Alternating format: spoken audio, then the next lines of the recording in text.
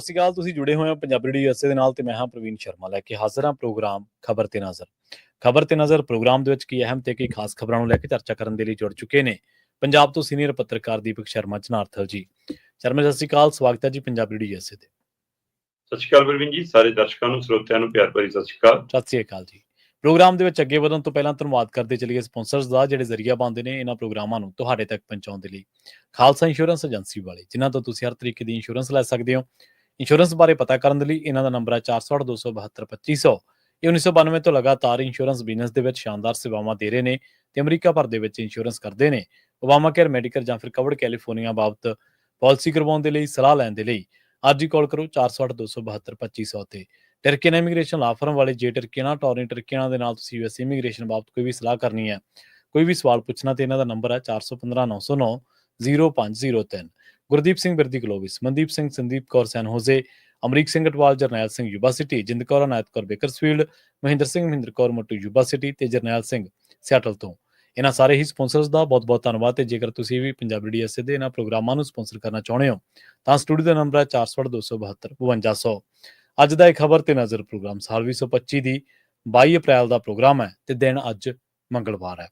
ਖਬਰਾਂ ਦੀ ਸ਼ੁਰੂਆਤ ਕਰੀਏ ਭਾਰਤ ਦੇ ਵਿੱਚ ਵਾਪਰੀ ਇੱਕ ਬਹੁਤ ਵੱਡੀ ਘਟਨਾ ਤੋਂ, ਜੋ ਹਮਲਾ, ਅੱਤਵਾਦੀ ਹਮਲਾ ਪਹਿਲਗਾਮ ਦੇ ਵਿੱਚ ਹੋਇਆ। ਸ਼ਰਮਾ ਜੀ, 27 ਸੈਲਾਨੀਆਂ ਦੀ ਮੌਤ ਹੋ ਗਈ ਹੈ। ਇਸ ਹਮਲੇ ਨੂੰ ਲੈ ਕੇ ਕਈ ਤਰ੍ਹਾਂ ਦੀਆਂ ਵੀਡੀਓਜ਼ ਵੀ ਸੋਸ਼ਲ ਮੀਡੀਆ ਦੇ ਉੱਤੇ ਘੁੰਮ ਰਹੀਆਂ ਨੇ ਕਿ ਧਰਮ ਪੁੱਛ ਕੇ ਗੋਲੀਆਂ ਮਾਰੀਆਂ ਗਈਆਂ ਅੱਤਵਾਦੀਆਂ ਦੇ ਵੱਲੋਂ। ਬਿਲਕੁਲ ਪ੍ਰਵੀਨ ਜੀ, ਬਹੁਤ ਮੰਦਭਾਗਾ ਵਰਤਾਰਾ ਹੈ। ਭਾਰਤੀ ਸਮੇਂ ਅਨੁਸਾਰ ਕੱਲ ਦੁਪਹਿਰ ਦੇ 2:45 ਵਜੇ ਦਾ ਟਾਈਮ ਹੈ, 2:45 ਤੇ ਜੰਮੂ ਕਸ਼ਮੀਰ ਦੇ ਜਿਹੜੀ ਪਹਿਲਗਾਮ ਘਾਟੀ ਹੈ ਉਸ ਖੇਤਰ ਦੇ ਵਿੱਚ ਜਿਹੜਾ ਜੰਗਲ ਦਾ ਘਿਰਿਆ ਹੋਇਆ ਖੇਤਰ ਹੈ, ਔਰ ਉੱਥੇ ਅਚਾਨਕ ਮਤਲਬ ਕਿ ਨਾਮ ਪੁੱਛ ਕੇ, ਧਰਮ ਜਾਤ ਪੁੱਛ ਕੇ ਉਹ ਗੋਲੀਆਂ ਮਾਰੀਆਂ ਗਈਆਂ। ਔਰ ਉਹਦੇ ਵਿੱਚ 27 ਦੇ ਕਰੀਬ, 26 ਆ ਰਹੀ ਸੀ ਪਹਿਲਾਂ ਗਿਣਤੀ, ਫਿਰ 27 ਵੀ ਆ ਰਹੀ ਹੈ ਕਿ 27 ਸੈਲਾਨੀ ਉਹਦੇ ਵਿੱਚ ਮਾਰੇ ਗਏ ਨੇ, ਜਿਹਦੇ ਵਿੱਚ 2 ਵਿਦੇਸ਼ੀ ਨਾਗਰਿਕ ਵੀ ਦੱਸੇ ਜਾ ਰਹੇ ਨੇ। ਕੱਲ ਸ਼ਾਮ ਤੱਕ ਇਹ ਆ ਰਿਹਾ ਸੀ ਕਿ ਸ਼ਾਇਦ ਉਹ ਇਜ਼ਰਾਈਲੀ ਜਾਂ ਇਟਲੀ ਦੇ ਨੇ, ਪਰ ਹੁਣ ਪਤਾ ਲੱਗ ਰਿਹਾ ਕਿ ਨਹੀਂ, ਇੱਕ UAE ਦਾ ਤੇ ਇੱਕ ਸ਼ਾਇਦ ਨੇਪਾਲ ਦਾ। ਉਹ ਤੋਂ ਬਿਨਾਂ ਜਿਹੜੇ ਸੂਬਿਆਂ ਦੇ ਮੁੱਖ ਤੌਰ ਤੇ ਸਾਹਮਣੇ ਆਏ ਨੇ ਟੂਰਿਸਟ, ਉਹਨਾਂ ਦੇ ਵਿੱਚ ਮਹਾਰਾਸ਼ਟਰ ਹੈ, ਕਰਨਾਟਕਾ ਹੈ, ਗੁਜਰਾਤ ਹੈ, ਤਾਮਿਲਨਾਡੂ ਹੈ, ਉੜੀਸਾ ਹੈ, ਛੱਤੀਸਗੜ੍ਹ ਹੈ, ਇੱਥੋਂ ਤੱਕ ਕਿ ਹਰਿਆਣਾ ਦਾ ਇੱਕ ਲੈਫਟੀਨੈਂਟ ਸੀਗਾ ਨੌਜਵਾਨ, ਉਹ 7-8 ਦਿਨ ਪਹਿਲਾਂ ਵਿਆਹ ਹੋਇਆ ਸੀਗਾ, ਉਹ ਉੱਥੇ ਜਾਂਦਾ, ਉਹਦੀ ਵਾਈਫ ਮਤਲਬ ਕਿ ਉੱਥੇ ਚੀਕ ਕੇ ਕਹਿ ਰਹੀ ਹੈ ਕਿ ਮੇਰੇ ਘਰ ਵਾਲੇ ਨੂੰ ਬਚਾਓ। ਜਿਹੜੇ ਉੱਥੋਂ ਦੇ ਸਥਾਨਕ ਲੋਕ ਨੇ ਮਤਲਬ ਹੈ ਨਾ, ਉਹ ਭੱਜ ਕੇ ਆ ਕੇ ਉਹਨੂੰ ਪਾਣੀ ਵਗੈਰਾ ਵੀ ਪਿਲਾਉਂਦੇ ਨੇ, ਤੇ ਪਰ ਉਹ ਮਰ ਚੁੱਕਿਆ ਹੁੰਦਾ। ਸੋ ਇਸ ਲਈ ਇਹ ਵੀ ਸਪਸ਼ਟ ਹੈ ਕਿ ਸਥਾਨਕ ਜਿਹੜੇ ਲੋਕ ਨੇ ਉਹ ਉਸ ਸਥਿਤੀ ਦੇ ਵਿੱਚ ਸੀਗੇ ਕਿ ਅਸੀਂ ਕੁਛ ਇਹਨਾਂ ਦੀ ਹੈਲਪ ਕਰੀਏ, ਪਰ ਜਿਹੜੇ ਅੱਤਵਾਦੀ ਨੇ ਉਹਨਾਂ ਦੀ ਕੋਈ ਫਿਰ ਜਾਤ ਧਰਮ ਥੋੜਾ ਹੁੰਦੀ ਹੈ। ਸੋ ਉਹਨਾਂ ਨੇ ਇਹ ਚੀਜ਼ ਨਹੀਂ ਦੇਖੀ ਤੇ ਉਹਨਾਂ ਨੇ ਇਸ ਤਰ੍ਹਾਂ ਅਟੈਕ ਕੀਤਾ, ਤੇ ਜਿਹਦੇ ਵਿੱਚ ਇਹ ਦੇਖਿਆ ਜਾ ਰਿਹਾ ਕਿ ਜਿਹੜਾ ਪੁਲਵਾਮਾ ਅੱਤਵਾਦੀ ਹਮਲਾ ਸੀ, ਜਿਹੜਾ ਫੌਜੀਆਂ ਦੇ ਉੱਤੇ ਹੋਇਆ ਸੀ, ਇਹ 'ਚ 40 ਸਾਡੇ ਜਵਾਨ ਸ਼ਹੀਦ ਹੋਏ ਸੀਗੇ। ਉਸ ਤੋਂ ਬਾਅਦ ਸ਼ਾਇਦ ਜੰਮੂ ਕਸ਼ਮੀਰ ਦੇ ਖੇਤਰ 'ਚ ਸਭ ਤੋਂ ਵੱਡਾ ਅੱਤਵਾਦੀ ਹਮਲਾ ਹੈ, ਜਿਹਦੇ ਵਿੱਚ 26 ਜਾਂ 27 ਮੌਤਾਂ ਦੱਸੀਆਂ ਜਾ ਰਹੀਆਂ ਨੇ। ਤੇ ਇਸ ਘਟਨਾ ਤੋਂ ਤੁਰੰਤ ਬਾਅਦ ਮਤਲਬ ਕਿ ਜਦੇ ਭਾਰਤ ਦੇ ਗ੍ਰਹਿ ਮੰਤਰੀ ਅਮਿਤ ਸ਼ਾਹ ਜੰਮੂ ਕਸ਼ਮੀਰ ਦਾ ਰੁਖ ਕਰਦੇ ਨੇ, ਉੱਥੇ ਪਹੁੰਚਦੇ ਨੇ, ਜਾ ਕੇ ਰਾਜ ਭਵਨ ਦੇ ਵਿੱਚ ਫੌਜ ਅਧਿਕਾਰੀਆਂ ਨਾਲ, ਸਥਾਨਕ ਪ੍ਰਸ਼ਾਸਨ ਨਾਲ, ਤੇ ਜਿਹਦੇ ਵਿੱਚ ਮੁੱਖ ਮੰਤਰੀ ਉਮਰ ਅਬਦੁੱਲਾ ਵੀ ਉੱਥੇ ਹੁੰਦੇ ਨੇ, ਉਹਨਾਂ ਨਾਲ ਬੈਠਕ ਕਰਦੇ ਨੇ। ਰਾਜਨਾਥ ਸਿੰਘ ਫੌਜ ਮੁਖੀ ਨਾਲ ਰਾਬਤਾ ਕਰਦੇ ਨੇ, ਤੇ ਪ੍ਰਧਾਨ ਮੰਤਰੀ ਮੋਦੀ ਹੋਰੀ ਸਾਊਦੀ ਅਰਬ ਦੇ ਦੌਰੇ ਤੇ ਗਏ ਹੋਏ ਸੀ। ਸੋ ਉੱਥੋਂ ਉਹ ਅੱਧ ਵਿਚਾਲੇ ਆਪਣਾ ਦੌਰਾ ਛੱਡ ਕੇ ਵਾਪਸ ਪਰਤ ਰਹੇ ਨੇ। ਸੋ ਇਹ ਸਾਰੀਆਂ ਚੀਜ਼ਾਂ ਨੂੰ ਜੇਕਰ ਤੁਸੀਂ ਦੇਖਣਾ ਹੋਵੇ ਤਾਂ ਇਹਦੇ ਵਿੱਚੋਂ 2-3 ਗੱਲਾਂ ਜੋ ਨੋਟ ਕੀਤੀਆਂ ਜਾ ਸਕਦੀਆਂ। ਇੱਕ ਤਾਂ ਇਹ ਹਮਲਾ ਉਸ ਸਮੇਂ ਹੈ ਜਦੋਂ ਭਾਰਤ ਦੇ ਪ੍ਰਧਾਨ ਮੰਤਰੀ ਬਾਹਰ ਗਏ ਹੋਏ ਸੀ, ਔਰ ਇਹ ਹਮਲਾ ਉਸ ਸਮੇਂ ਹੈ ਜਦੋਂ ਅਮਰੀਕਾ ਦੇ ਉਪ ਰਾਸ਼ਟਰਪਤੀ ਇੱਥੇ ਆਏ ਹੋਏ ਸੀ, ਔਰ ਇਹ ਹਮਲਾ ਉਸ ਸਮੇਂ ਹੈ ਜਦੋਂ ਅਮਰਨਾਥ ਦੀ ਯਾਤਰਾ ਸ਼ੁਰੂ ਹੋਣ ਜਾ ਰਹੀ ਹੈ।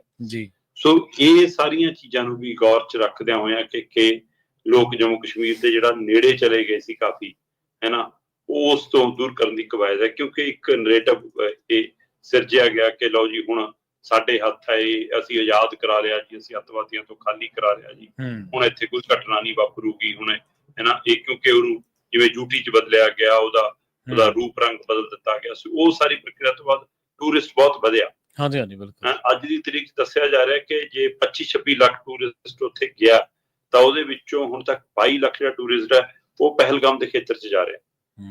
ਸੋ ਪਹਿਲਗਾਮ ਦਾ ਖੇਤਰ ਕਾਫੀ ਮਤਲਬ ਬਣ ਰਿਹਾ ਸੀਗਾ, ਤੇ ਪਰ ਖਾਸ ਗੱਲ ਇਹ ਹੈ ਕਿ ਜਿਹੜੇ ਖੇਤਰ 'ਚ ਟੂਰਿਸਟ ਘੁੰਮ ਰਹੇ ਨੇ ਉੱਥੇ ਸੁਰੱਖਿਆ ਦਾ ਕੋਈ ਅਜਿਹਾ ਪ੍ਰਬੰਧ ਨਹੀਂ ਹੈ। ਸੋ ਜੇਕਰ ਐਡੀ ਵੱਡੀ ਗਿਣਤੀ 'ਚ ਉੱਥੇ ਜਾ ਰਹੀ ਹੈ ਤਾਂ ਇਹ ਵੀ ਤਾਂ ਕੋਈ ਪੈਮਾਨਾ ਹੋਣਾ ਚਾਹੀਦਾ। ਠੀਕ ਹੈ, ਮਤਲਬ ਕਿ ਲਸ਼ਕਰ ਤੋਬਾ ਨੇ ਜ਼ਿੰਮੇਵਾਰੀ ਲੈ ਲਈ ਤੇ ਅਗਲਿਆਂ ਨੇ ਜ਼ਿੰਮੇਵਾਰੀ ਲੈ ਕੇ ਆਪਣਾ ਤਾਂ ਕੰਮ ਨਿਬੇੜ ਲਿਆ, ਪਰ ਸਿਸਟਮ, ਪ੍ਰਸ਼ਾਸਨ, ਸਥਾਨਕ ਜਾਂ ਕੇਂਦਰ ਸਰਕਾਰ ਉਹ ਜ਼ਿੰਮੇਵਾਰੀ ਲਊਗੀ। ਸੋ ਉਹ ਆਪਣੀ ਜ਼ਿੰਮੇਵਾਰੀ ਕਿਵੇਂ, ਮਤਲਬ ਕਿ ਸਿਰਫ ਸੰਵੇਦਨਾ ਪ੍ਰਗਟਾ ਦੇਣਾ, ਮੀਟਿੰਗ ਕਰ ਲੈਣਾ, ਆ ਕੇ ਹੰਝੂ ਕੇਰ ਦੇਣਾ, ਜਾਂ ਉਹਨਾਂ ਦੇ ਪਰਿਵਾਰਾਂ ਲਈ ਕੱਲ ਨੂੰ ਚੈੱਕ ਵੀ ਜਾਰੀ ਕਰ ਦੇਣਾ, ਕੀ ਇਹਦੇ ਨਾਲ ਉਹਨਾਂ ਦੇ ਜੀ ਮੁੜਨਗੇ? ਸੋ ਜੇਕਰ ਤੁਸੀਂ ਉੱਪਰਲੀ ਲੇਅਰ ਹੀ ਦਿਖਾਉਣ ਦੀ ਕੋਸ਼ਿਸ਼ ਕਰ ਰਹੇ ਹੋ ਕਿ ਸਾਰਾ ਕੁਝ ਸੈੱਟ ਕਰ ਲਿਆ, ਫਿਰ ਕੁਝ ਹੋਰ ਹੈ ਤੇ ਜੇ ਸਥਿਤੀ ਆਏ ਫਿਰ ਉਹਦੇ ਲਈ ਕੌਣ ਹੈ?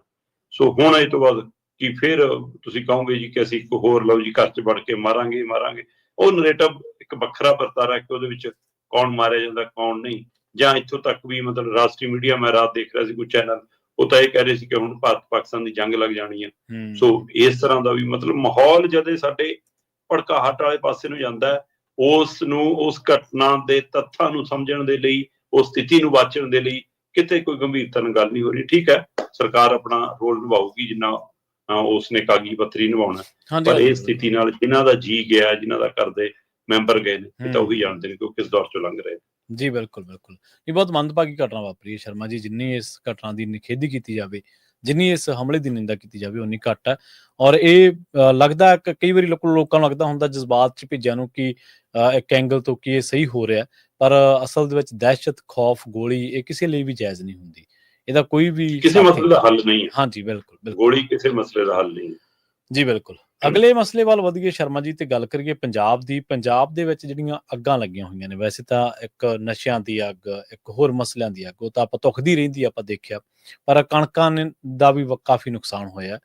ਪਰ ਕਹਿੰਦੇ ਕਿ ਪੰਜਾਬ ਦੇ ਵਿੱਚ ਪੰਜਾਬ ਸੜ ਰਿਹਾ, ਬਲ ਰਿਹਾ, ਪਰ ਜਿਹੜਾ ਨੀਰੋ ਆ ਉਹ ਕਹਿੰਦੇ ਭੰਗੜੇ ਪਾ ਰਿਹਾ।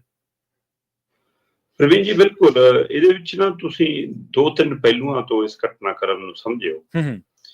ਇੱਕ ਘਟਨਾਕ੍ਰਮ ਇਹ ਹੈ ਕਿ ਬਹੁਤ ਸੋਸ਼ਲ ਮੀਡੀਆ ਤੇ ਮਤਲਬ ਤਸਵੀਰਾਂ ਆ ਰਹੀਆਂ ਨੇ, ਵੀਡੀਓ ਆ ਰਹੀਆਂ ਨੇ, ਜਦੋਂ ਸੈਂਕੜੇ ਏਕੜ ਖੇਤਾਂ ਨੂੰ ਅੱਗ ਲੱਗੀ ਆ ਤੇ ਲੋਕ ਭੱਜੇ ਫਿਰ ਰਹੇ ਨੇ, ਬੁਝਾਉਣ ਦੀਆਂ ਕੋਸ਼ਿਸ਼ਾਂ ਕਰ ਰਹੇ ਨੇ, ਪਰ ਰੁਕ ਨਹੀਂ ਰਿਹਾ। ਹੁਣ ਇਹਦੇ ਲਈ ਕੀ ਹਵਾ ਦਾ ਤੇਜ਼ ਚੱਲਣਾ, ਕੀ ਮੌਸਮ ਦੀ ਇਹ ਤਬਦੀਲੀ, ਕੀ ਬਿਜਲੀ ਦੇ ਟਰਾਂਸਫਾਰਮਰ ਤੋਂ ਕੋਈ ਚਿੰਗਾਰੀ ਗਿਰਨਾ, ਉਹਦੇ ਕਾਰਨ ਅੱਗ ਲੱਗ ਰਹੀ ਹੈ, ਕੀ ਟਰੈਕਟਰਾਂ ਦੇ ਸਲੈਂਸਰਾਂ ਦੇ ਵਿੱਚੋਂ ਜਿਹੜੇ ਅੱਜ ਕੱਲ੍ਹ ਚਿੰਗਾਰੀਆਂ ਨਿਕਲਦੀਆਂ ਉਹ ਚੋਂ ਅੱਗ ਲੱਗ ਰਹੀ ਆ, ਕੀ ਇਹ ਕੋਈ ਜਨਰੇਟਰ ਚਲਾ ਲਿਆ ਸੀ, ਕੋਈ ਸਿਸਟਮ ਲਾ ਲਿਆ, ਉਹ ਚੋਂ ਅੱਗ ਲੱਗ ਰਹੀ ਆ, ਕੀ ਕੋਈ ਸ਼ਰਾਰਤਨ ਅੱਗ ਲਾ ਰਿਹਾ ਜਾਣ ਬੁੱਝ ਕੇ, ਜਾਂ ਮਤਲਬ ਕਿ ਅਸੀਂ ਕਾਹਲੇ ਇੰਨੇ ਹੋ ਗਏ ਕਿ ਮੇਰੀ ਕਣਕ ਸੰਭਾਲੀ ਗਈ, ਮੈਂ ਆਪਣੇ ਨਾੜ ਨੂੰ ਸਾੜ ਕੇ ਪਰੇ ਹੋਵਾਂ, ਬਾਕੀ ਜਿਹਦਾ ਫੁੱਕਦਾ ਫੁੱਕ ਜਾਵੇ, ਕਿ ਉਹ ਵਰਤਾਰੇ ਚੋਂ ਹੈ। ਇਹ ਕਈ ਕਾਰਨ ਨੇ, ਉਹ ਸਾਰੇ ਕਾਰਨ ਸਾਨੂੰ ਪਛਾਣਨੇ ਪੈਣੇ, ਔਰ ਸਾਨੂੰ ਇਸ ਦੇ ਉੱਤੇ ਸਹਿਜਤਾ ਨਾਲ ਕੰਮ ਕਰਨਾ ਪੈਣਾ, ਨਹੀਂ ਤਾਂ ਵਰਤਾਰਾ ਵੱਧਦਾ ਜਾਊਗਾ। ਇਸ ਨੂੰ ਰੋਕੋਗੇ ਕਿਵੇਂ? ਕਿਉਂਕਿ ਇੰਨੀ ਸੁੱਕੀ ਹੁੰਦੀ ਹੈ ਕਿ ਉਹ ਤਾਂ ਤੁਸੀਂ ਰੋਕ ਹੀ ਨਹੀਂ ਸਕਦੇ। ਜੇ ਬਾਹ ਵੀ ਦਓਗੇ, ਵਿੱਚ ਨਾੜ ਵਿੱਚ ਹੁੰਦਾ, ਉਹ ਨਾੜ ਤੋਂ ਨਾੜ ਅੱਗੇ ਤਾਂ ਫਿਰ ਚਿੰਗਾਰੀ ਉੱਡ ਕੇ ਉੱਧਰ ਗਿਰੀ। ਤੇ ਇਸ ਵਾਰ ਕਹਿੰਦੇ ਜੀ ਹਵਾ ਦਾ ਰੁਖ ਹੈ ਜਾਂ ਹਵਾ ਚੱਲ ਵੱਧ ਰਹੀ ਹੈ, ਇਹ ਵੀ ਇੱਕ ਕਾਰਨ ਨੇ। ਜਾਂ ਅਸੀਂ ਇਹ ਮੰਨਦੇ ਹਾਂ ਕਿ ਇਸ ਵਾਰ ਸੋਸ਼ਲ ਮੀਡੀਆ ਦੇ ਉੱਤੇ ਇੰਨਾ ਪ੍ਰਚਾਰ ਹੋ ਰਿਹਾ, ਇੰਨੀਆਂ ਵੀਡੀਓ ਆ ਰਹੀਆਂ, ਇਸ ਲਈ ਨੁਕਸਾਨ ਪਹਿਲਾਂ ਵੀ ਏਦਾਂ ਹੀ ਹੁੰਦੇ ਸੀ, ਕਿ ਇਹ ਵੀ ਇੱਕ ਪਹਿਲੂ ਹੈ। ਪਰ ਮੈਂ ਕਹਿੰਦਾ ਚਾਹੇ ਨੁਕਸਾਨ ਘੱਟ ਹੈ ਚਾਹੇ ਵੱਧ ਹੈ, ਬਿਲਕੁਲ ਸਹੀ, ਸਿਸਟਮ ਤੇ ਸਰਕਾਰ ਉੱਥੇ ਦਿਖਣੀ ਚਾਹੀਦੀ ਹੈ। ਸਹੀ।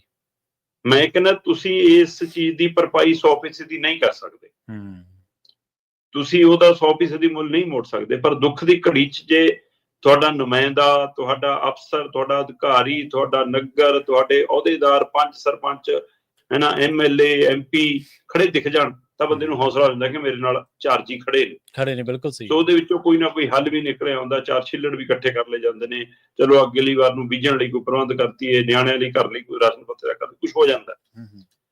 ਪਰ ਜਦੋਂ ਤੁਸੀਂ ਭਗੌੜੇ ਹੋਵੋ ਤੇ ਫਿਰ ਹੱਲ ਕੀ ਹੋਊਗਾ?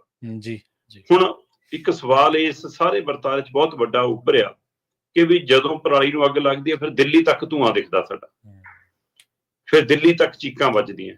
ਤੇ ਹੁਣ ਇਹ ਜਦੋਂ ਖੇਤਾਂ ਨੂੰ, ਖੜੀ ਫਸਲ ਨੂੰ ਅੱਗ ਲੱਗ ਰਹੀ ਹੈ, ਹੁਣ ਕਿਸੇ ਨੂੰ ਅੱਗ ਦੀ ਲਾਟ ਵੀ ਨਹੀਂ ਦਿਖਦੀ, ਧੂੰਆਂ ਤਾਂ ਚਲੋ ਬਹੁਤ ਦੂਰ ਦੀ ਗੱਲ ਹੈ, ਤਾਂ ਲਾਟਾਂ ਨੇ, ਇਹ ਤਾਂ ਐਡਾ ਭਾਂਬੜ ਮਚ ਰਿਹਾ, ਫਿਰ ਕਿਉਂ ਨਹੀਂ ਦਿਖਦਾ?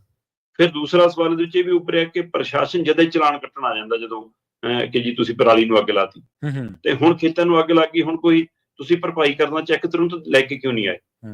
ਹੁਣ ਤੁਸੀਂ ਉਹਦੀ ਥਾਂ ਤੇ ਚੈੱਕ ਕੱਟ ਕੇ ਲੈ ਕੇ ਕਿਉਂ ਨਹੀਂ ਆਏ ਕਿ ਲਓ ਜੀ DC ਸਾਹਿਬ ਨੇ ਜਦ ਚੈੱਕ ਭੇਜਤਾ, ਕਹਿ ਲਓ ਜੀ। 15,000 ਰੁਪਏ ਤੱਕ 1 ਏਕੜ ਦੇ ਮੁਆਵਜ਼ੇ ਦਾ ਸਰਕਾਰੀ ਪ੍ਰਬੰਧਨ ਹੈਗਾ, ਉਹ ਵੀ ਬਸ਼ਰਤੇ ਕਿ ਜੀ ਇਹ ਚੰਗਿਆੜੀ ਤੋਂ ਲੱਗੀ ਹੋਵੇ ਜੀ, ਬਿਜਲੀ ਤੋਂ ਅੱਗ ਲੱਗੀ ਹੋਵੇ। ਠੀਕ ਹੈ, ਕਈ ਐਮਐਲਏ ਇੰਨੇ ਸਿਆਣੇ ਹੁੰਦੇ ਨੇ ਕਿ ਉਹ ਅਜਿਹੀ ਸਥਿਤੀ ਦੇ ਵਿੱਚ ਬਿਜਲੀ ਵਿਭਾਗ ਦੇ ਖਾਤੇ 'ਚ ਪਾ ਦਿੰਦੇ ਨੇ ਸਾਰੀ ਗੱਲ, ਜੇ ਨਾ ਵੀ ਉਧਰੋਂ ਲੱਗੀ ਹੋਵੇ ਤਾਂ ਵੀ ਕਿ ਮੈਂ ਵੀ ਆਪਣੇ ਬੰਦਿਆਂ ਨੂੰ ਹਰਜਾਨਾ ਦਵਾਉਣਾ। ਪਰ ਜੇ ਐਮਐਲਏ ਨੂੰ ਸਮਝ ਅਕਲ ਹੋਵੇ ਤੇ ਸਿਸਟਮ ਨੂੰ ਚਲਾਉਣਾ ਆਉਂਦਾ ਹੋਵੇ ਤਾਂ ਹੀ ਹੈ ਨਾ। ਇਹ ਵੀ ਇੱਕ ਪਹਿਲੂ ਹੈਗਾ। ਦੂਸਰੇ ਪਾਸੇ ਇੱਕ ਪਿੰਡ ਦਾ ਨੌਜਵਾਨ ਆਪਣੇ ਖੇਤਾਂ 'ਚ ਲੱਗੀ ਅੱਗ ਨੂੰ ਆਪਣੇ ਪਿਓ ਨੂੰ ਸੰਭਾਲਦਿਆਂ ਹੋਇਆ ਛਾਤੀ ਪਿੱਟ ਕੇ ਕਹਿ ਰਿਹਾ ਕਿ ਉਹ ਭਰਾਵੋ ਜਿਹੜੇ 10-10 ਲੱਖ ਦੇ ਇੱਕ ਰੇਟ ਦੇ ਇਨਾਮ ਦਿੰਦੇ ਹੋ ਹੈਨਾ, ਜਿਹੜੇ ਤੁਸੀਂ ਐਡੀਆਂ ਗੱਡੀਆਂ ਕਬੱਡੀ ਕੱਪਾਂ 'ਚ ਵਾਰ ਦਿੰਦੇ ਹੋ ਇਨਾਮਾਂ 'ਚ, ਉਹਨਾਂ ਦੀ ਬਜਾਏ ਆਪਾਂ 4 ਪਿੰਡ ਮਿਲ ਕੇ ਆਪਣੀ ਫਾਇਰ ਗ੍ਰੇਡਾਂ ਕਿਉਂ ਨਹੀਂ ਲੈ ਲੈਂਦੇ? ਫਿਰ ਉਹਨਾਂ ਦਾ ਕੀ ਫਾਇਦਾ ਹੋ ਜਾਂ ਕੰਮਾਂ ਦਾ, ਜੇ ਫਿਰ ਇਹਨਾਂ ਦਿਨਾਂ 'ਚ ਉਹਨਾਂ ਬਾਰੇ ਝੱਕਣਾ ਹੁੰਦਾ ਸਰਕਾਰ ਕਰਨੀ, ਆਪਾਂ ਉਹਦੀ ਬਜਾਏ ਇਹ ਲੈ ਲਓ। ਸੋ ਉਹ ਵੀ ਗੱਲ ਗੌਰ ਕਰਨ ਵਾਲੀ। ਦੂਸਰਾ ਜਿਹੜਾ ਤੁਸੀਂ ਸਵਾਲ ਕੀਤਾ ਕਿ ਇਸ ਮੌਕੇ ਜਦੋਂ ਖੇਤਾਂ ਨੂੰ ਅੱਗ ਲੱਗੀ ਹੋਵੇ, ਕਣਕ ਦੇ ਨੁਕਸਾਨ ਹੋ ਰਹੇ ਹੋਣ, ਮੰਡੀਆਂ 'ਚ ਕੰਮ ਚੱਲ ਰਿਹਾ ਹੋਵੇ, ਕਣਕ ਦੀ ਆਮਦ ਹੋਵੇ ਤੇ ਪੰਜਾਬ ਸਰਕਾਰ ਦੰਗ ਜੇ ਭਰੇ ਕਿ ਲਓ ਜੀ ਅਸੀਂ 50 ਤਹਿਸੀਲਦਾਰ ਤੇ 166 ਨਾਇਬ ਤਹਿਸੀਲਦਾਰ ਬਦਲਤੇ ਕਿ ਭਰਾਵਾ ਜੇ ਕੱਲ ਨੂੰ ਪਟਵਾਰੀ ਕਾਨੂੰਗੋ ਨੇ ਇਹ ਹਿਸਾਬ ਕਿਤਾਬ ਵੀ ਲਾਉਣਾ ਕਿ ਕਿੰਨਾ ਨੁਕਸਾਨ ਹੈ ਕਿੰਨਾ ਨਹੀਂ, ਗਿਰਦਾਵਰੀ ਕਰਨੀ ਵੀ ਹੈ, ਤਾਂ ਉਹ ਸਾਰਾ ਲੇਖਾ ਜੋਖਾ ਜਾ ਕੇ ਤਹਿਸੀਲਦਾਰਾਂ ਦੇ ਦਫ਼ਤਰਾਂ 'ਚ ਨਿਬੜਦਾ। ਉਹ ਸਾਰੇ ਕੰਮ ਕਰ ਉੱਥੇ ਹੀ ਹੁੰਦੇ ਨੇ। ਸੋ ਤੁਸੀਂ ਇਹਨਾਂ ਦਿਨਾਂ 'ਚ ਉਹਨਾਂ ਦੀਆਂ ਬਦਲੀਆਂ, ਤੇ ਇਹ ਬਦਲੀਆਂ ਨਾਲ ਭ੍ਰਸ਼ਟਾਚਾਰ ਮੁੱਕਣ ਦੀ ਗਰੰਟੀ ਲੈ ਲਓਗੇ ਕਿ ਹਾਂ ਜੀ ਮਤਲਬ ਕਿ ਇਹ ਜਿੱਥੇ ਵੀ ਜਾਣਗੇ ਉੱਥੇ ਭ੍ਰਸ਼ਟਾਚਾਰ ਨਹੀਂ ਹੋਊਗਾ। ਸੋ ਜਦੋਂ ਉਹਨਾਂ ਨੇ ਕੰਮ ਛੱਡਿਆ ਸੀਗਾ ਤੇ ਤੁਸੀਂ ਉਹਨਾਂ ਨੂੰ ਕੱਢਣ ਦੀ ਪ੍ਰਕਿਰਿਆ ਸੀਗੇ ਕਿ ਮਾਸਟਰ ਲਾ ਦਾਂਗੇ, ਡਾਕਟਰ ਲਾ ਦਾਂਗੇ, ਜਿਸਕਾ ਕੰਮ ਉਸੀ ਕੋ ਸਾਜੇ। ਤੋ ਸਾਰਿਆਂ ਨੂੰ ਪਤਾ ਕਿ ਕੰਮ ਨਾ ਮਾਸਟਰਾਂ ਨੇ ਕਰਨਾ, ਡਾਕਟਰਾਂ ਨੇ ਕਰਨਾ, ਜਿਹਨਾਂ ਨੂੰ ਅਧਿਕਾਰ ਦਿੱਤੇ ਸੀ ਕਿਸੇ ਨੇ ਰਜਿਸਟਰੀ ਨਹੀਂ ਕੀਤੀ। ਪਹਿਲਾਂ ਕਹਿੰਦਾ ਕਿ ਕੱਲ ਨੂੰ ਸਾਡੇ ਗੱਲ ਪੈ ਜੂ, ਕੁਝ ਉਲਟ ਪੁਲਟ ਹੋ ਗਿਆ, ਅਸੀਂ ਨਹੀਂ ਕਰਦੇ। ਤੇ ਹੁਣ ਜਦੋਂ ਤਹਿਸੀਲਦਾਰਾਂ ਨੂੰ ਵਾਪਸੀ ਅਹੁਦਿਆਂ ਤੇ ਦੇ ਰਹੇ ਹੋ, ਉਹਨਾਂ ਨੂੰ ਨਿਯੁਕਤੀਆਂ ਪੱਤਰ ਦੇ ਰਹੇ ਹੋ ਤੇ ਆ ਬਦਲੀਆਂ ਦੀਆਂ ਗੱਲਾਂ ਕਰ ਰਹੇ ਹੋ, ਉਸ ਮੌਕੇ ਜਦੋਂ ਇਹ ਸਾਰੀ ਪ੍ਰਕਿਰਿਆ ਵਾਪਰ ਰਹੀ ਹੋਵੇ, ਇਹ ਕਿੰਨੀ ਕੁ ਸਮਝਦਾਰੀ ਦਾ ਫੈਸਲਾ ਹੈ? ਤੇ ਇੱਕ ਵੀਡੀਓ ਜਿਹੜੀ ਇਹ ਸਾਰੇ ਵਰਤਾਰੇ 'ਚ ਸਭ ਤੋਂ ਵੱਧ ਪ੍ਰਚਲਿਤ ਹੋ ਰਹੀ ਆ, ਉਹ ਹੋ ਰਹੀ ਹੈ ਕਿ ਕੁੜਤਾ ਪਜਾਮਾ ਪਾਇਆ ਇੱਕ ਮੁੰਡੂ ਜਾਂ ਮਤਲਬ ਭਗਤ ਸਿੰਘ ਦੇ ਰੰਗ ਵਾਲੀ ਦੱਸ ਕੇ ਆਪਣੇ ਸਿਰ ਤੇ ਪੱਗ ਬੰਨ ਕੇ ਹੈਨਾ, ਉਹ ਟਾਹਣੀਆਂ ਚੱਕੀ ਭੱਜਿਆ ਫਿਰ ਰਿਹਾ ਕਿ ਲਓ ਜੀ ਅੱਗ ਬੁਝਾਓ, ਅੱਗ ਬੁਝਾਓ। ਵੀਡੀਓ ਖੂਬ ਘੁੰਮ ਰਹੀ ਹੈ। ਬਤੌਰ ਮੈਂਬਰ ਪਾਰਲੀਮੈਂਟ ਹੁੰਦਿਆਂ ਭਗਵੰਤ ਮਾਨ ਕਦੇ ਖੇਤਾਂ 'ਚ ਫੋਨ ਲੈ ਕੇ ਇੱਧਰ ਨੂੰ ਭੱਜ ਰਿਹਾ, ਕਦੇ ਖੇਤਾਂ 'ਚ ਫੋਨ ਲੈ ਕੇ ਉੱਧਰ ਨੂੰ ਫੋਨ ਕਰ ਰਿਹਾ, ਕਦੇ ਟਾਹਣੀਆਂ ਤੋੜ ਕੇ ਖੁਦੇ ਅੱਗ ਬੁਝਾਉਣ ਲੋਕਾਂ ਦੇ ਨਾਲ ਲੱਗਿਆ। ਉਹ ਵੀਡੀਓ ਬਹੁਤ ਚੱਲਦੀ। ਉਹ ਕਹਿੰਦੇ ਵੀ ਬੰਦਾ ਪਛਾਣ ਲਓ, ਇਹ ਬੰਦਾ ਉਹੀ ਹੈ ਜਿਹੜਾ ਮੁੱਖ ਮੰਤਰੀ ਬਣਨ ਲਈ ਕਾਲਾ ਸੀ ਤੇ ਆਪ ਹੱਥੀਂ ਅੱਗ ਬੁਝਾਉਂਦਾ ਸੀ, ਤੇ ਹੁਣ ਵੀ ਤਾਂ ਪੰਜਾਬ ਦੇ ਖੇਤਾਂ ਨੂੰ ਅੱਗ ਲੱਗੀ ਹੋਈ ਹੈ। ਹੁਣ ਨਾ ਤੇਰਾ ਕੋਈ ਐਮਐਲਏ ਬੋੜਿਆ, ਨਾ ਤੇਰਾ ਕੋਈ ਮੰਤਰੀ ਬੋੜਿਆ, ਨਾ ਤੂੰ ਬੋੜਿਆ, ਨਾ ਤੇਰੀ ਸਰਕਾਰ ਬੋੜੀ, ਤੇ ਤੈਨੂੰ ਭੰਗੜਾ ਪਾਉਣਾ ਜ਼ਿਆਦਾ ਜ਼ਰੂਰੀ ਹੈ। ਪੰਜਾਬ ਸਾਡਾ ਸੜ ਜਾਵੇ। ਫਿਰ ਉਹ ਰੋਮ ਨੂੰ ਲੱਗੀ ਅੱਗ ਤੇ ਨੀਰੋ ਬੰਸਰੀ ਵਜਾਉਂਦਾ ਰਿਹਾ। ਫਿਰ ਹੁਣ ਪੰਜਾਬ ਤਾਂ ਪੁੱਛੂਗਾ ਹੀ ਕਿ ਪੰਜਾਬ ਨੂੰ ਅੱਗ ਲੱਗੀ ਆ ਤੇ ਤੂੰ ਭੰਗੜੇ ਪਾਉਣ ਲਈ, ਜਿਨ੍ਹਾਂ ਨੇ ਉਂਗਲੀਆਂ ਤੇ ਨਚਾਇਆ ਉਹਨਾਂ ਲਈ ਨੱਚਣ ਜਾ ਰਿਹਾ। ਉਹ ਆਪਾਂ ਪਿਛਲੇ 2-3 ਦਿਨਾਂ ਤੋਂ ਖਬਰ ਦਾ ਹਵਾਲਾ ਦਿੰਦੇ ਆ ਰਹੇ ਸੀ ਕਿ ਪਤਾ ਲੱਗ ਰਿਹਾ ਕਿ 8-10 ਜਵਾਕ ਕੱਢਤੇ, ਉਹਦੀ ਥਾਂ ਤੇ 25-30 ਦਿੱਲੀ ਵਾਲੇ ਆ ਰਹੇ। ਉਹ ਆ ਗਈ ਜੀ ਖਬਰ, ਉਹ ਤਾਂ ਜਨਤਕ ਹੋ ਗਿਆ ਇਹ ਮਾਮਲਾ ਕਿ 20 ਜਵਾਕ ਫੋਨ ਤੇ ਹੀ ਘਰਾਂ ਨੂੰ ਤੋਰਤੇ ਪੰਜਾਬ ਦੇ, ਤੇ ਦਿੱਲੀ ਵਾਲਿਆਂ ਦੀ 30 ਦੀ ਲਿਸਟ ਦੇ ਦਿੱਤੀ ਗਈ ਆ, 70,000 ਰੁਪਇਆ ਤਨਖਾਹ ਤੇ ਬਿਨਾਂ ਇੰਟਰਵਿਊ ਆਈ ਕਾਗਜ਼ ਪੱਤਰੀ ਲੰਘਾ ਦੇਣੇ ਆ ਉਹ, ਤੇ ਉਹ ਰੱਖ ਲੈਣੇ ਆ ਜੀ। ਸੋ ਜਿਨ੍ਹਾਂ ਨੇ ਤੁਹਾਨੂੰ ਉਂਗਲਾਂ ਤੇ ਨਚਾ ਰਹੇ ਨੇ, ਜਿਹੜੇ ਤੁਹਾਨੂੰ ਜਿਨ੍ਹਾਂ ਦੇ ਲਈ ਤੁਸੀਂ ਨੱਚਣ ਜਾ ਰਹੇ ਹੋ, ਉਹਨਾਂ ਨੂੰ ਪੁੱਛਦਾ ਲੋਕ ਕਿ ਆਹ ਧੋਖਾ ਕਰਨ ਲਈ ਮੈਨੂੰ ਮੁੱਖ ਮੰਤਰੀ ਬਣਾਇਆ। ਪਰ ਉਹਦੇ ਲਈ ਜਿਗਰਾ ਚਾਹੀਦਾ, ਉਹਦੇ ਲਈ ਜਾਨ ਚਾਹੀਦੀ ਹੈ ਲੱਤਾਂ 'ਚ, ਜਿਹੜੀ ਨਹੀਂ ਹੈ ਤੁਹਾਡੀ। ਸੋ ਬਿਲਕੁਲ ਪੰਜਾਬ ਸੜ ਰਿਹਾ ਤੇ ਸਾਡੇ ਵਾਲਾ ਨੀਰੋ ਭੰਗੜੇ ਪਾ ਰਿਹਾ। ਤੁਸੀਂ ਕਿਹਾ ਸਰਕਾਰ ਨਦਾਰਦ ਹੈ, ਬਿਲਕੁਲ ਗੈਰ ਹਾਜ਼ਰ ਹੈ, ਇਹਦੇ ਵਿੱਚ ਕੋਈ ਦੋ ਰਾਏ ਨਹੀਂ। ਇਹਨਾਂ ਦਾ ਇੱਕ ਵਿਧਾਇਕ ਹੈ ਨਰੇਸ਼ ਕਟਾਰੀਆ, ਉਹ ਗਏ ਸੋਢੀ ਵਾਲਾ ਪਿੰਡ ਦੇ ਵਿੱਚ, ਜ਼ੀਰੇ ਦੇ ਇਲਾਕਿਆਂ ਦੇ ਵਿੱਚ ਇਹ ਪਿੰਡ ਪੈਂਦਾ। ਉੱਥੇ ਜਾ ਕੇ ਉਹਨਾਂ ਦੀ ਤੂੰ ਮੈਂ ਹੋ ਗਈ ਕਿਸਾਨਾਂ ਦੇ ਨਾਲ, ਤੇ ਉਹਨਾਂ ਦਾ ਇੱਕ ਸਾਥੀ ਰਫਲ ਕੱਢ ਕੇ ਦਿਖਾ ਰਿਹਾ ਜਿਹੜੇ ਪੇਂਡੂਆਂ ਲੋਕਾਂ ਤੋਂ ਤੁਸੀਂ ਪੌੜੀਆਂ ਮੰਗ ਖੰਭਿਆਂ ਦੇ ਉੱਤੇ ਪੋਸਟਰ ਲਾਉਂਦੇ ਰਹੇ, ਕੰਧਾਂ ਪੁੱਛ ਕੇ ਪੋਸਟਰ ਲਾਉਂਦੇ ਰਹੇ, ਤੇ ਜਿਨ੍ਹਾਂ ਕੋਲੇ ਜਾਂਦੇ ਰਹੇ ਵੀ ਸਾਨੂੰ ਕਾਲੀ ਤੰਗ ਕਰਦੇ ਆ, ਪਰਚੇ ਪਾਉਂਦੇ ਆ ਸਾਡੇ ਤੇ, ਸਾਨੂੰ ਕਾਂਗਰਸੀ ਤੰਗ ਕਰਦੇ, ਸਾਨੂੰ ਬਚਾਓ। ਜਿਨ੍ਹਾਂ ਜਥੇਬੰਦੀਆਂ ਦੇ ਮੂਹਰੇ ਤੁਸੀਂ ਹੱਥ ਅੜਦੇ ਰਹੇ, ਜਿਨ੍ਹਾਂ ਤੋਂ ਮੰਗ ਕੇ ਰੋਟੀਆਂ ਖਾਂਦੇ ਰਹੇ ਦਿੱਲੀ ਧਰਨੇ ਦੇ ਵਿੱਚ, ਅੱਜ ਉਹਨਾਂ ਨੂੰ ਤੁਸੀਂ ਰਫਲਾਂ ਕੱਢ ਕੇ ਦਿਖਾ ਰਹੇ ਹੋ। ਨਰੇਸ਼ ਕਟਾਰੀਆ ਉੱਥੇ ਕਹਿ ਰਿਹਾ, ਹਾਂਜੀ ਬਿਲਕੁਲ, ਨਰੇਸ਼ ਕਟਾਰੀਆ ਉੱਥੇ ਕਹਿ ਰਿਹਾ, ਕਹਿੰਦਾ ਜੀ ਮੇਰਾ ਮੁੰਡਾ ਆਇਆ ਸੀ, ਉਹ ਕਹਿੰਦੇ ਮੁੰਡਾ ਆਇਆ ਸੀ 4 ਫੋਟੋਆਂ ਪਾ ਕੇ ਤੁਰ ਗਿਆ, ਫਿਰ ਉਹਦਾ ਅਸੀਂ ਕੀ ਕਰੀਏ? ਫੋਟੋ ਤਾਂ ਹਰੇਕ ਹੀ ਖਿਚਾ ਕੇ ਮੱਚੀ ਕਣਕ ਨਾਲ ਖਿਚਾ ਕੇ ਖੜ ਜੂਗਾ, ਪਾ ਦੂਗਾ ਸਨੈਪਚੈਟ ਤੇ ਇੰਸਟਾ ਤੇ, ਉਹਦੇ ਨਾਲ ਅੱਗ ਬੁਝਣੀ ਹੈ, ਉਹਦੇ ਨਾਲ ਕਿਸਾਨਾਂ ਦੀ ਫਸਲ ਮੁੜਿਆਉਣੀ ਹੈ। ਕਹਿੰਦਾ ਜੀ ਮੇਰਾ ਮੁੰਡਾ ਸੀ। ਹਾਂਜੀ, ਇਹ ਇਹਨਾਂ ਦਾ ਜਵਾਬ ਹੈ ਸਰਕਾਰ ਵਜੋਂ, ਇਹਨਾਂ ਦੇ ਵਿਧਾਇਕ ਦਾ ਜਵਾਬ ਆ। ਅਗਲੀ ਗੱਲ ਕਰੀਏ ਵਿਰੋਧੀ ਧਿਰ ਦੀ। ਵਿਰੋਧੀ ਧਿਰ ਵੀ ਕੋਈ ਘੱਟ ਨਹੀਂ ਆ। ਉਹ ਕਹਿੰਦੇ ਜੇ ਇਹ ਭੰਗੜੇ ਪਾਈ ਜਾਂਦੇ ਆ, ਅਸੀਂ ਭੰਗੜੇ ਪ੍ਰੈਸ ਦੇ ਪਵਾ ਦਿਆਂਗੇ, ਅਸੀਂ ਕਿਹੜਾ ਘੱਟ ਆ ਕਿਸੇ ਨਾਲੋਂ। ਪ੍ਰਤਾਪ ਬਾਜਵਾ ਨੂੰ ਕਹਿੰਦੇ ਗ੍ਰਿਫਤਾਰ ਜੇ ਕਰੋਗੇ ਤਾਂ ਪਹਿਲਾਂ ਇਤਲਾਹ ਦੇਣੀ ਪਊਗੀ ਜੀ। ਪ੍ਰਵੀਨ ਜੀ, ਪਹਿਲੀ ਗੱਲ ਤਾਂ ਪੰਜਾਬ ਦੇ ਵਿੱਚ ਕੋਈ ਵੀ ਸਿਆਸੀ ਧਰਾਤਲ ਤੇ ਕੋਈ ਲੜਾਈ ਲੜਦੀ ਹੋਈ ਨਜ਼ਰ ਨਹੀਂ ਆਉਂਦੀ। ਹਾਂਜੀ, ਬਿਲਕੁਲ ਬਿਲਕੁਲ। ਨਾ ਅਕਾਲੀ ਦਲ, ਜਿਹੜਾ ਅਜੇ ਵੀ ਮਤਲਬ ਕਿ ਪਿੰਡਾਂ 'ਚ ਧੜਕਦਾ ਅਕਾਲੀ ਦਲ ਲੋਕਾਂ ਦੇ ਮਨਾਂ 'ਚ, ਹਾਂਜੀ ਹਾਂਜੀ, ਬਿਲਕੁਲ ਬਿਲਕੁਲ। ਉਹ ਅਕਾਲੀ ਦਲ ਲੋਕਾਂ ਦੀ ਲੜਾਈ ਲੜੇ ਨਹੀਂ ਪਾ ਰਿਹਾ। ਔਰ ਉਸ ਮੌਕੇ ਜਦੋਂ ਇੰਨੇ ਫਰੰਟ ਖੁੱਲੇ, ਹੁਣ ਤੁਹਾਡੇ ਮੂਹਰੇ ਮੈਦਾਨ ਖੁੱਲਾ ਪਿਆ ਹੋ, ਸਹੀ ਸਹੀ, ਤੁਸੀਂ ਉਸ ਮੌਕੇ ਵੀ ਇਸ ਲੜਾਈ ਦੇ ਹਾਣ ਦੇ ਨਹੀਂ ਹੋ ਪਾ ਰਹੇ। ਦੂਸਰੇ ਪਾਸੇ ਕਾਂਗਰਸ ਦਾ ਆਪਣੇ ਹੀ ਕੁੜਤੇ ਪਜਾਮੇ ਨੂੰ ਦਾਗ ਨਹੀਂ ਲੱਗਣ ਦੇਣਾ ਚਾਹੁੰਦੀ। ਉਹ ਤਾਂ ਕਹਿੰਦੀ ਚਿੱਟ ਕੱਪੜੀ ਲੜਾਈ ਉਹ ਲੜਨੀ ਹੈ। ਅਸੀਂ ਤਾਂ ਚੰਡੀਗੜ੍ਹ ਮੋਹਾਲੀ ਦੇ ਵਿੱਚ ਤਾਂ ਧਰਨੇ ਤੇ ਆ ਸਕਦੇ ਹਾਂ, ਉੱਥੇ ਵੀ ਦਰੀ ਵਿਛਾ ਕੇ ਲੋਕ ਬੈਠਣਾ, ਅਸੀਂ ਖੜ ਕੇ ਹੀ ਭਾਸ਼ਣ ਦੇਵਾਂਗੇ। ਜੀ ਜੀ, ਬਿਲਕੁਲ। ਅਸੀਂ ਉੱਥੇ ਵੀ ਬੈਠਣਾ ਨਹੀਂਗਾ। ਤੇ ਉਹ ਪ੍ਰਤਾਪ ਬਾਜਵਾ ਜਿਹਨੂੰ 7-8 ਘੰਟੇ ਅੰਦਰ ਬਿਠਾਈ ਰੱਖਿਆ, ਉਦੋਂ ਰਾਤ ਨੂੰ 7:30 ਵਜੇ ਛੱਡਿਆ, ਤੇ ਜੀ ਉਹ ਪਰਚਾ ਰੱਦ ਕਰਾਉਣ ਲਈ ਗਏ ਸੀਗੇ ਹਾਈ ਕੋਰਟ, ਤੇ ਉਸ ਮਸਲੇ ਤੇ ਹਾਈ ਕੋਰਟ ਨੇ ਕਿਹਾ ਸੀ ਕਿ 22 ਅਪ੍ਰੈਲ ਤੱਕ ਤੁਹਾਡੀ ਗ੍ਰਿਫਤਾਰੀ ਤੇ ਰੋਕ ਆ। ਸੋ 22 ਅਪ੍ਰੈਲ ਤੱਕ ਰੋਕ ਸੀ, ਇਸ ਲਈ 22 ਤਰੀਕ ਨੂੰ ਸੁਣਵਾਈ ਸੀ। ਦੁਬਾਰਾ ਸੁਣਵਾਈ ਹੋਈ ਤੇ ਪੰਜਾਬ ਸਰਕਾਰ ਨੇ ਆਪਣੀ ਸਟੇਟਸ ਰਿਪੋਰਟ ਦੇ ਦਿੱਤੀ ਕਿ ਜੀ ਅਜੇ ਬਹੁਤ ਕੁਝ ਜਾਣਨਾ ਜੀ, ਪਤਾ ਕਰਨਾ ਜੀ, ਇਹ 32 ਕਿੱਥੇ ਨੇ ਜੀ, ਇਹਨਾਂ ਕੋਲ ਜਾਣਕਾਰੀ ਕਿੱਥੋਂ ਹੈ ਜੀ, ਦੱਸ ਨਹੀਂ ਰਹੇ। ਤੇ ਮਾਣਯੋਗ ਹਾਈ ਕੋਰਟ ਕਹਿੰਦੀ ਠੀਕ ਹੈ ਜੀ, ਪਤਾ ਕਰਨਾ, ਪੁੱਛਗਿੱਛ ਕਰੋ, 1 ਵਾਰ ਕਰੋ, 4 ਵਾਰ ਕਰੋ, ਤੁਹਾਡਾ ਅਧਿਕਾਰ ਹੈ, ਪਰ ਗ੍ਰਿਫਤਾਰ ਕਰਨ ਤੋਂ ਪਹਿਲਾਂ ਅਗਲੇ ਨੂੰ ਦੱਸਣਾ। ਤੇ ਠੀਕ ਹੈ, ਫਿਰ ਮਾਨ ਸਰਕਾਰ ਪਹਿਲਾਂ ਕਈਆਂ ਨੂੰ ਬਿਨਾਂ ਦੱਸਿਆ ਗ੍ਰਿਫਤਾਰ ਕਰ ਲੈਂਦੀ, ਚੱਲ ਇਹਨੂੰ ਦੱਸ ਕੇ ਕਰ ਲੂਗੀ ਜੀ ਜੀ। ਸੋ ਇਸ ਲਈ ਇਹ 'ਚ ਕੀ ਹੈ, ਸੋ ਇਹ ਇਤਲਾਹ ਕੀਤੀ ਹੈ, ਪਰ ਗ੍ਰਿਫਤਾਰ ਤਾਂ ਕਰਨਗੇ ਜੇ ਲੱਗੂਗਾ ਲੋੜ ਹੈ। ਜੇ ਸਿਆਸੀ ਤੌਰ ਤੇ ਨੁਕਸਾਨ ਹੁੰਦਾ ਤਾਂ ਫੇਰ ਨਹੀਂ ਕਰਦੇ। ਸੋ ਇਸ ਲਈ ਉਹ ਨਾਪਤੋਲ ਵਾਲਾ ਮੀਟਰ ਦੇਖ ਕੇ ਹੀ ਹੁੰਦੀ ਹੈ ਕਾਰਵਾਈ, ਤੇ ਉੱਪਰੋਂ ਹੁਕਮ ਆਉਂਦਾ ਕਿ ਹਾਂ ਕੀ ਕਰਨਾ ਕੀ ਨਹੀਂ। ਸੋ ਫਿਲਹਾਲ 7 ਮਈ ਇਸ ਮਸਲੇ ਦੀ ਅਗਲੀ ਸੁਣਵਾਈ ਪਈ ਹੈ। ਠੀਕ ਹੈ ਜੀ। ਤੇ 7 ਮਈ ਤੱਕ ਪੰਜਾਬ ਸਰਕਾਰ ਚਾਹਵੇ, ਪੁਲਿਸ ਚਾਹਵੇ ਤਾਂ ਪੁੱਛਗਿੱਛ ਕਰ ਸਕਦੀ ਹੈ, ਪਰ ਜੇ ਗ੍ਰਿਫਤਾਰੀ ਪਾਉਣੀ ਹੈ ਪ੍ਰਤਾਪ ਬਾਜਵਾ ਤਾਂ ਇੱਕ ਵਾਰ ਨੂੰ ਦੱਸਣਾ ਪਊਗਾ ਕਿ ਸਾਨੂੰ ਗ੍ਰਿਫਤਾਰ ਕਰਨਾ ਜੀ।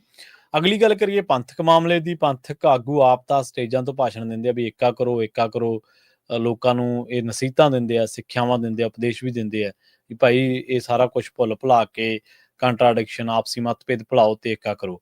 ਪਰ ਕਹਿੰਦੇ ਢੱਡਰੀਆਂ ਵਾਲੇ ਕਰਕੇ ਧਾਮੀ ਤੇ ਗੜਗੱਜ ਜਿਹੜੇ ਕਿ ਜਥੇਦਾਰ ਸਾਹਿਬ ਨੇ ਕਾਰਜਕਾਰੀ ਸ੍ਰੀ ਅਕਾਲ ਤਖਤ ਸਾਹਿਬ ਦੇ, ਉਹਨਾਂ ਦੇ ਵਿਚਾਲੇ ਦੂਰੀਆਂ ਹੋਰ ਵੱਧ ਗਈਆਂ ਜੀ। ਪ੍ਰਵੀਨ ਜੀ, ਮੈਨੂੰ ਲੱਗ ਰਿਹਾ ਕਿ ਕਿਤੇ ਕਿਤੇ ਧਾਮੀ ਹੋਰਾਂ ਦੇ ਅੰਦਰ ਫਿਰ ਸਿਧਾਂਤ ਜਾਗਦਾ। ਠੀਕ ਆ, ਧਾਮੀ ਹੋਰਾਂ ਦੇ ਅੰਦਰ ਫਿਰ ਮਰਿਆਦਾ ਦੀ ਇੱਕ ਜੰਗ ਚੱਲਦੀ ਹੈ ਕਿ ਮਰਿਆਦਾ ਬਹਾਲੀ ਦੇ ਲਈ, ਪਰ ਉਹ ਕਿਸੇ ਨਾ ਕਿਸੇ ਸਿਸਟਮ ਦੇ ਵਿੱਚ ਇਸ ਕਦਰ ਫਸੇ ਨੇ ਕਿ ਉਹ ਇਥੋਂ ਪਰੇ ਨਹੀਂ ਹੋ ਸਕਦੇ।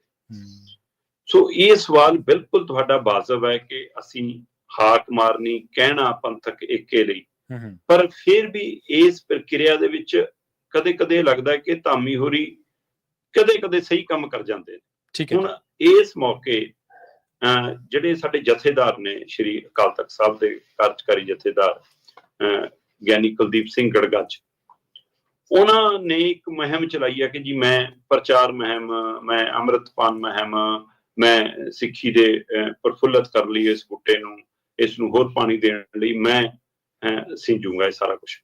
ਤੇ ਇਹਦੇ ਵਿੱਚ ਮੈਂ ਦੇਖਦਾ ਕਿ ਜਥੇਦਾਰ ਸਾਹਿਬ ਨੇ ਜਦੋਂ ਵੀ ਕੋਈ ਕਾਰਜ ਵਿਧਾ ਕਰਨੀ ਹੁੰਦੀ ਹੈ ਤਾਂ ਉਹਦੇ ਵਿੱਚ SGPC ਨੇ ਰੋਲ ਨਿਭਾਉਣਾ ਹੁੰਦਾ।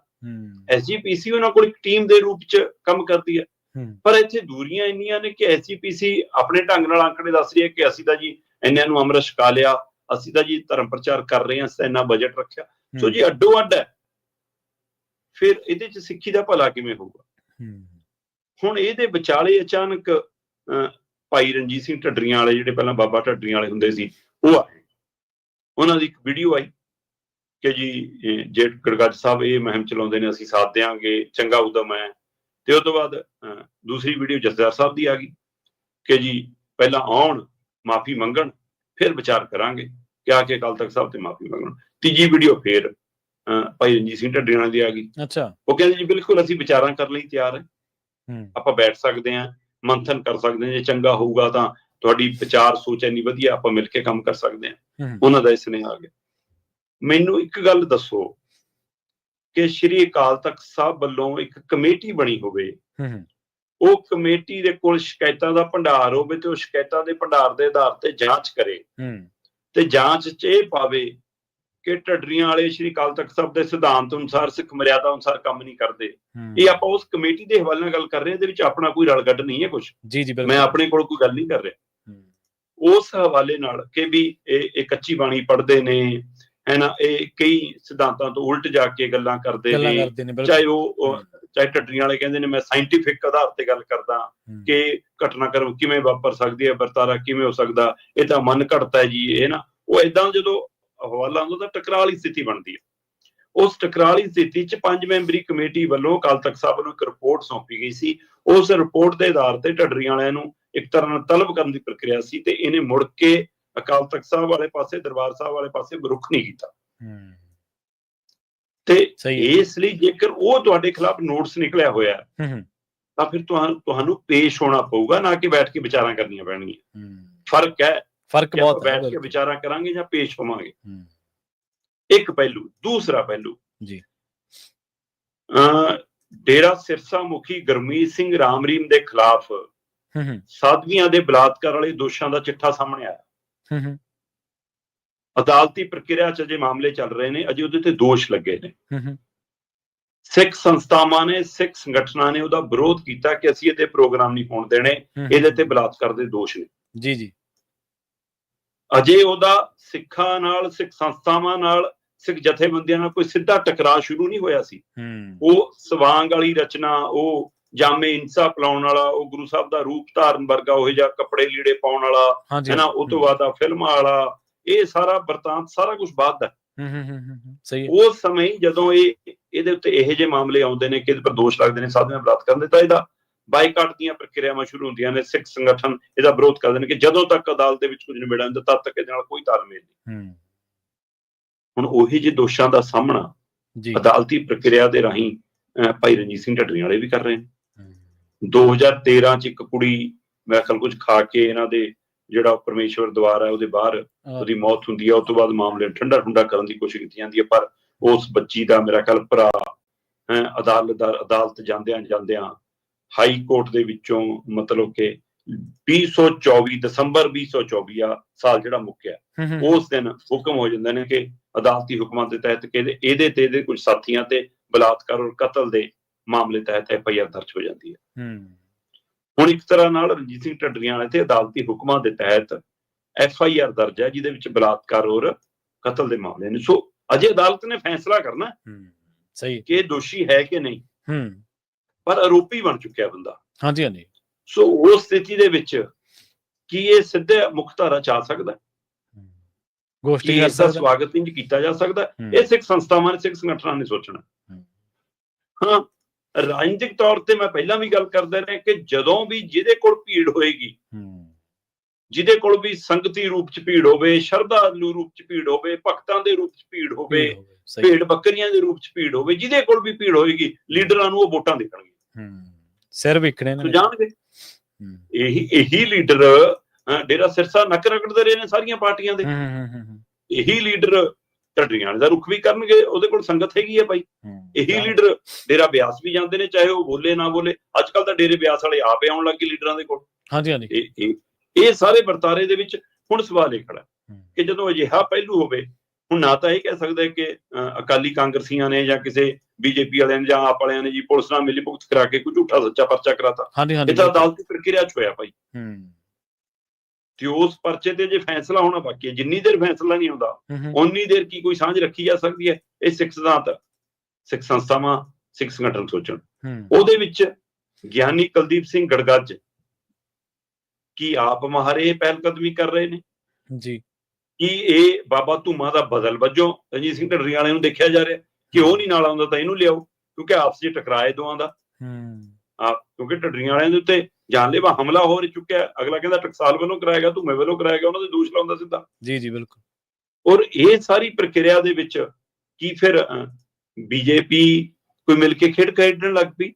ਕੀ ਸੱਤਾਧਾਰੀ ਧਿਰ ਕੋਈ ਖੇਡ ਖੇਡਣ ਲੱਗ ਗਈ? ਜਾਂ ਅਕਾਲੀ ਦਲ ਨੂੰ ਇਹ ਜਾਗ ਪਿਆ ਢੱਡਰੀਆਂ ਵਾਲਿਆਂ ਦਾ, ਉਹ ਨੇੜੇ ਲਾਉਣਾ ਚਾਹੁੰਦੇ ਨੇ? ਸੋ ਇਹ ਜਦੋਂ ਇਹ ਸਾਰਾ ਸੀਨ ਹੈ, ਇਹਦੇ ਵਿੱਚੋਂ ਧਾਮੀ ਹੋਰੀ ਨਾਰਾਜ਼ ਤੇ ਫਿਰ ਨਿਰਾਸ਼ ਨੇ। ਠੀਕ ਹੈ। ਅੱਛਾ, ਉਹ ਨਾ ਗਿਆਨੀ ਕੁਲਦੀਪ ਸਿੰਘ ਗੜਗੱਜ ਦੀ ਨਿਯੁਕਤੀ ਸਮੇਂ ਸੀ, ਠੀਕ ਹੈ, ਨਾ ਉਹਨਾਂ ਨੂੰ ਜਦੋਂ ਦਸਤਾਰ ਸੌਂਪੀ ਗਈ ਉਸ ਸਮੇਂ ਸੀ, ਨਹੀਂ ਸੀਗੇ। ਜਦੋਂ ਬਾਬਾ ਟੇਕ ਸਿੰਘ ਧਨੌਲਾ ਨੂੰ ਦਸਤਾਰ ਸੌਂਪੀ ਗਈ, ਉਹ ਪ੍ਰਧਾਨਗੀ ਚ ਆ ਗਏ ਸੀ, ਪਰ ਤਾਂ ਵੀ ਉੱਥੇ ਨਹੀਂ ਗਏ। ਇਹਦਾ ਮਤਲਬ ਉਹ ਇਸੇ ਲਈ ਇਹਨਾਂ ਦੋਵਾਂ ਨੂੰ ਨਹੀਂ ਚਾਹੁੰਦੇ, ਇਸੇ ਲਈ ਉਹ ਕਹਿੰਦੇ ਦਮਦਮਾ ਸਾਹਿਬ ਦਾ ਨਵਾਂ ਜਥੇਦਾਰ ਲਾਵਾਂਗੇ, ਸ਼੍ਰੀ ਅਕਾਲ ਤਖ਼ਤ ਸਾਹਿਬ ਨੂੰ ਸੰਪੂਰਨ ਤੌਰ ਤੇ ਨਵਾਂ ਜੱਥਾ ਦੇਵਾਂਗੇ। ਉਹ ਕਹਿੰਦੇ 20 ਮਈ ਤੱਕ ਸੁਝਾਵਾਂ ਦਾ ਸਮਾਂ ਵੀ ਵਧਾਤਾ, ਹਾਂਜੀ। ਸਾਨੂੰ ਸੁਝਾਅ ਭੇਜੋ ਤਾਂ ਕਿ ਅਸੀਂ ਨਵੇਂ ਜੱਥਾ ਦੀ ਨਿਯੁਕਤੀ ਔਰ ਸੇਵਾ ਮੁਕਤੀ ਨਵੇਂ ਸਿਰੇ ਨਾਲ ਕਰ ਸਕੀਏ, ਕਮੇਟੀ ਬਣਾਵਾਂਗੇ। ਉਹ ਤਾਂ ਉਸ ਰਾਹ ਨੇ, ਪਰ ਦੋਏ ਬੰਦਿਆਂ ਨੂੰ ਹੁਕਮ, ਦਿਸ਼ਾ ਨਿਰਦੇਸ਼, ਡੋਰਾਂ ਇੱਕੋ ਥਾਂ ਤੋਂ ਹਿਲਦੀਆਂ ਨੇ। ਸਹੀ ਹੈ, ਉਹ ਵੀ ਸੁਖਬੀਰ ਬਾਦਲ ਦੇ ਹਵਾਲੇ ਨਾਲ ਤੇ ਇਹ ਵੀ ਸੁਖਬੀਰ ਬਾਦਲ ਦੇ ਹਵਾਲੇ ਨਾਲ। ਹੂੰ, ਫਿਰ ਇੱਕ ਮਿਆਨ 'ਚ ਦੋ ਤਲਵਾਰਾਂ ਕਿਵੇਂ? ਜਾਂ ਤਾਂ ਇੱਕ ਤਲਵਾਰ ਬਾਹਰ ਹੀ ਰਹੂਗੀ, ਇੱਕ ਮਿਆਨ 'ਚ ਰਹੂਗੀ, ਜਾਂ ਫਿਰ ਇੱਕ ਤਲਵਾਰ ਪਰੇ ਹਟਾ ਦਿੱਤੀ ਜਾਊਗੀ। ਹੁਣ ਦੋਵਾਂ 'ਚ ਜਾਂ ਤਾਂ ਇੱਕ ਜਾਊਗਾ ਜਾਂ ਇੱਕ ਛੱਡ ਦੂਗਾ, ਜਾਂ ਸਿਧਾਂਤ ਬਹਾਲ ਰਹਿਣਗੇ ਜਾਂ ਫਿਰ ਅਹੁਦੇਦਾਰੀਆਂ ਬਹਾਲ ਰਹਿਣਗੀਆਂ। ਸੋ ਇਹ ਕੁਝ ਨਾ ਕੁਝ ਹੋਣਾ।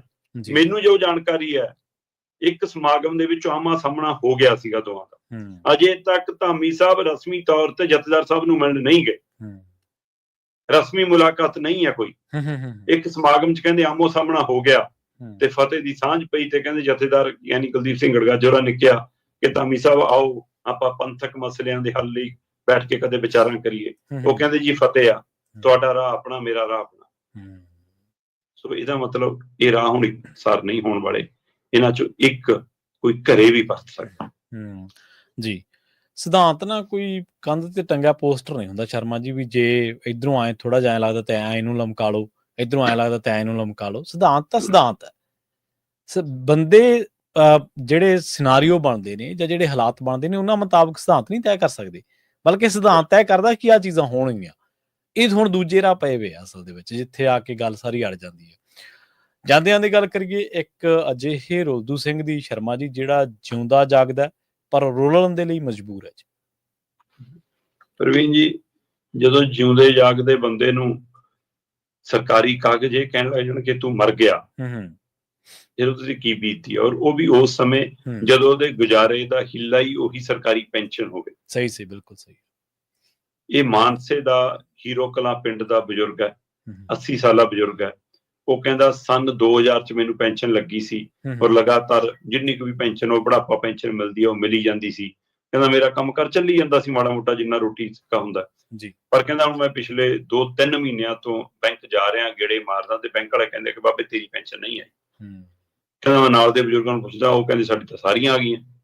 ਤੇ ਆਖਰ ਉਹਨੂੰ ਕੋਈ ਫਿਰ ਜਿਹੜਾ ਸਾਡਾ ਸਮਾਜਿਕ ਸੁਰੱਖਿਆ ਮਹਿਲਾ ਬਾਲ ਵਿਕਾਸ ਦਾ ਦਫ਼ਤਰ ਹੈ, ਉਹਦਾ ਰਾਹ ਪਾਉਂਦਾ ਕਿ ਬਾਬੇ ਉੱਥੇ ਜਾ, ਉੱਥੋਂ ਪਤਾ ਲੱਗੂ ਤੈਨੂੰ ਕਿ ਤੇਰੀ ਕਿਉਂ ਪੈਨਸ਼ਨ ਰੁਕੀ ਹੈ, ਕਿਉਂ ਕੱਟੀ ਹੈ। ਤੇ ਉਹ ਵਿਚਾਰਾ ਬਾਬਾ ਮਾਨਸਾ ਜ਼ਿਲ੍ਹੇ ਦੇ ਸਮਾਜਿਕ ਸੁਰੱਖਿਆ ਤੇ ਮਹਿਲਾ ਬਾਲ ਵਿਕਾਸ ਦਫ਼ਤਰ ਪਹੁੰਚ ਜਾਂਦਾ। ਉੱਥੇ ਕਹਿੰਦਾ ਜੀ ਕਿਆ ਮੇਰੀ ਕਾਪੀ ਹੈ ਜੀ ਬੈਂਕ ਵਾਲੀ ਕਿ ਮੈਨੂੰ ਐ ਬੁਢਾਪਾ ਪੈਨਸ਼ਨ ਆਉਂਦੀ ਹੁੰਦੀ ਸੀ, 3 ਮਹੀਨਿਆਂ ਤੋਂ ਆਈ ਨਹੀਂ। ਉਹ ਕਹਿੰਦੇ ਕੋਈ ਨਾ ਬਾਬਾ ਦੇਖ ਦਿੰਦੇ। ਤੇ ਉਹ ਕਾਗਜ਼ ਦੇਖ ਕੇ ਕਹਿੰਦੇ ਕਿ ਬਾਬਾ ਤੂੰ ਤਾਂ ਮਰ ਲਿਆ। ਉਹ ਕਹਿੰਦਾ ਹੈ ਜੀ ਮੈਂ ਜਿਉਂਦਾ ਖੜਾ।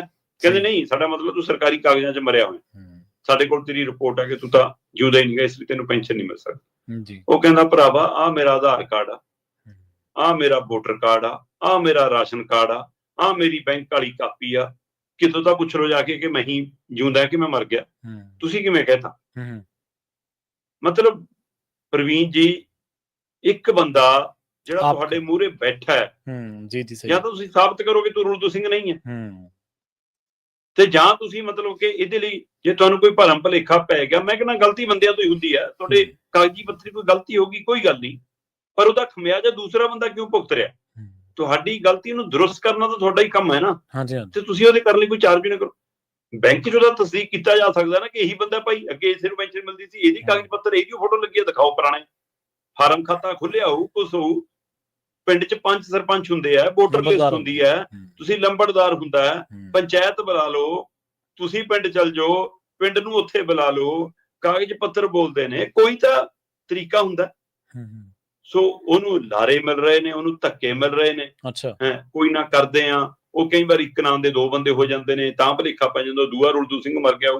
ਮੈਂ ਕਹਿੰਦਾ ਦੂਆ ਮਰੇ ਤੇ ਤੀਆ ਮਰੇ, ਕੁਛ ਨਾ ਕੁਛ ਤਾਂ ਹੁੰਦਾ ਕਿ ਦਾਦਾ ਪੜਦਾਦਾ ਪਿਓ, ਜ਼ਮੀਨ ਜਾਇਦਾਦ, ਦਸਤਾਵੇਜ਼, ਕਾਗਜ਼ ਪੱਤਰ, ਕਿੰਨਾ ਕੁਛ ਬੰਦੇ ਕੋਲ ਹੈ, ਤੇ ਉਹਦੇ ਬਾਵਜੂਦ ਇਸ ਸਰਕਾਰੀ ਸਿਸਟਮ ਦੇ ਵਿੱਚ ਰੁਲਦੂ ਸਿੰਘ ਸਰਕਾਰੀ ਕਾਗਜ਼ਾਂ 'ਚ ਮਰਿਆ ਤੇ ਧਰਤੀ ਤੇ ਉਹ ਜਿਉਂਦਿਆਂ ਹੋਇਆਂ ਵੀ ਰੁਲ ਰਿਹਾ। ਅਫਸੋਸ।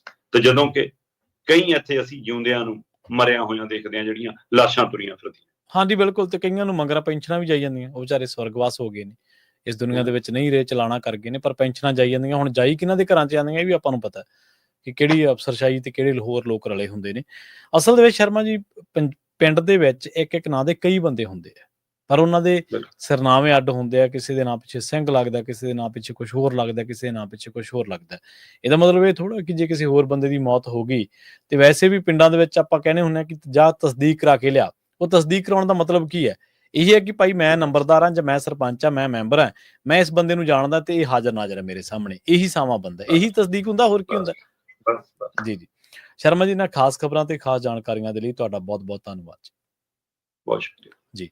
ਪ੍ਰੋਗਰਾਮ ਖਬਰ ਤੇ ਨਜ਼ਰ ਦੇ ਵਿੱਚ ਆਪਣੇ ਨਾਲ ਜੁੜੇ ਸਨ ਪੰਜਾਬ ਤੋਂ ਸੀਨੀਅਰ ਪੱਤਰਕਾਰ ਦੀਪਕ ਸ਼ਰਮਾ ਚਨਾਰਥਲ ਜੀ, ਜਿਨ੍ਹਾਂ ਦੇ ਨਾਲ ਆਪਾਂ ਪਹਿਲਗਾਮ ਦੇ ਵਿੱਚ ਹੋਏ ਹਮਲੇ ਤੋਂ ਲੈ ਕੇ ਰੁਲਦੂ ਸਿੰਘ ਦੀ ਵਿਥਿਆ ਤੱਕ ਗੱਲਬਾਤ ਕੀਤੀ ਹੈ। ਅਸੀਂ ਉਮੀਦ ਕਰਦੇ ਹਾਂ ਤੁਹਾਨੂੰ ਇਹ ਪ੍ਰੋਗਰਾਮ ਜ਼ਰੂਰ ਪਸੰਦ ਆਇਆ ਹੋਵੇਗਾ। ਜੁੜੇ ਰਹੋ ਪੰਜਾਬੀ ਰੇਡੀਓ ਇਸੇ ਦੇ ਨਾਲ। ਤੁਹਾਡਾ ਸਾਰਿਆਂ ਦਾ ਬਹੁਤ ਬਹੁਤ ਧੰਨਵਾਦ। ਸਤਿ ਸ਼੍ਰੀ ਅਕਾਲ।